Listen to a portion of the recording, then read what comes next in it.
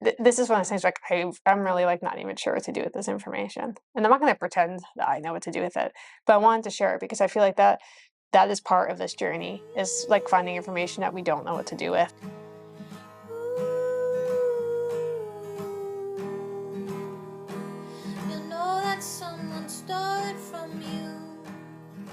My name's Danielle Romero, and I'm the filmmaker from the docu-series Finding Lola.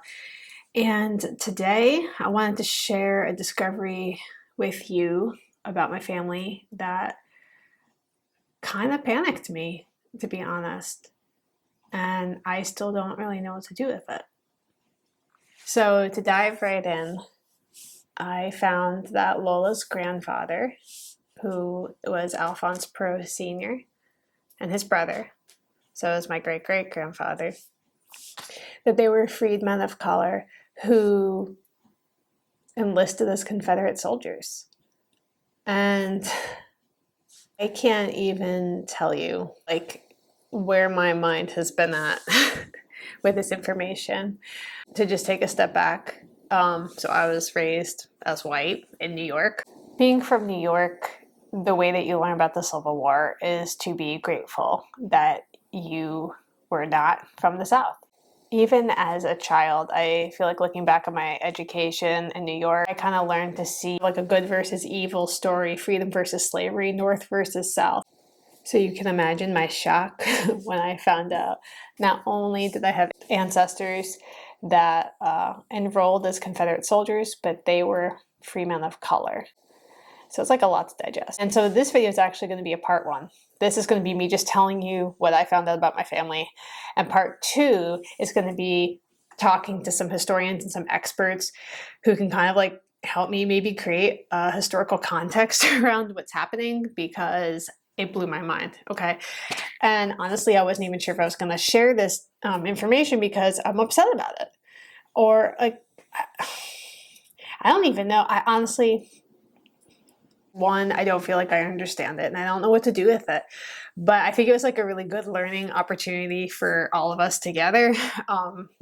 Especially those of us who are maybe on a journey of like trying to reconnect with our hidden heritage or lost ancestors, because sometimes you're going to find documents and information that you don't like or you don't understand.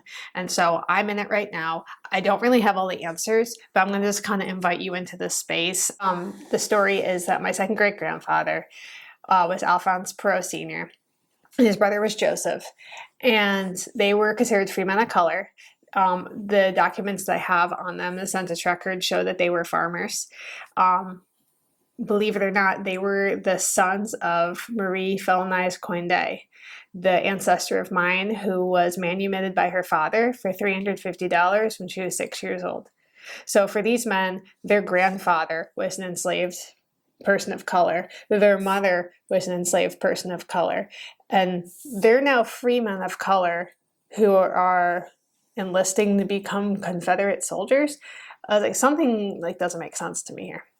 So the first document that I want to read, it's actually a journal article, and it's from a journal called Civil War History, and it's from the September 1986 issue, so it's as old as me, and it's called Free Men of Color in Gray.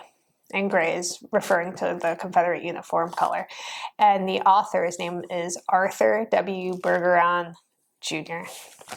And so he's kind of talking about lots of other families in this area who also had freedmen of color who enlisted as Confederates. And he names last names that I've seen around, and some that are in my family tree, like the Grapp family or the Guillory family. The 8 remaining freemen of color from the Campty area served in Company H. One man was Gabriel Grapp's brother, and 2 others, Joseph and Alphonse Perot, were brothers born in 1843 and 1838, respectively. And they were the sons of Valerie Perot and Marie Felonize Coindet, and both men operated farms. The lieutenant for this regiment sent my great-great-grandfather, Alphonse Perot, to Alexandria to serve as a laborer. And his brother Joseph received orders to appear before a medical examining board to determine if his health would even permit him to do heavy labor. No further information on him has come to light, and his ultimate fate is unknown.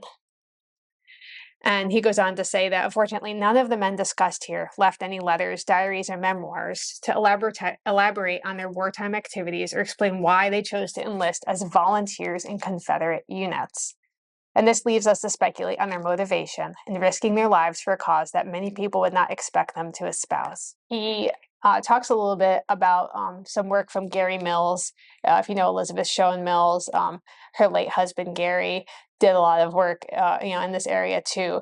And he's quoted in this journal because he was studying the quote free blacks in the Natchitoches areas as far as state loyalty, saying most of them realized that a Union victory would mean the complete destruction of their economy, the basis of their livelihood, and their special status as free men of color. And so, when I'm trying to take in all this information, I feel like in one sense, like I can kind of understand because you have these men who have this history of slavery in their family, and now they finally have land, they finally have some social status, and there's this threat of an army from the north coming to just completely take away and destroy anything that they've worked for, anything that they have, just come burn it to the ground. And that is what happened. And, on the other side, I think, well, this was a war against slavery. How on earth, how on earth are you, as a free person of color, the son of an enslaved woman, this grandson of an enslaved man, how on earth are you enrolling to fight against the Union? Like, it's just like so hard for me to wrap my mind around this. Yeah, they said when you're considering the Campty Free blacks and the Guillories of St. Landry Parish, these men in particular, he writes, were faced with a choice in the late summer or early fall of 1864 that they could either enlist in the combat units, like on their own, or wait for conscription as laborers. And, quote, a Natchitoches free black wrote from one labor camp that we are in a way slaves. And he described the squalor of the camp and told his wife that the slaves are treated better than we are. And we're obliged to do the hardest kind of work. This is one of those things like I'm really like not even sure what to do with this information. And I'm not going to pretend that I know what to do with it. But I wanted to share it because I feel like that is part of this journey, is like finding information that we don't know what to do with, feeling that there's more to the story, that there's nuance and there's historical context to what's happening. So if you have questions about this, if you have like ideas about what we could discuss or thoughts on like how on earth does this happen, please leave them below, and I'm going to create a list and ask the questions and ask these questions and share their answers with you. Even though the docu-series officially ended, like I am still very much on this journey. In fact, I feel like the journey didn't begin until the end of that series. And I hope you'll stick around for part 2, because I need part 2.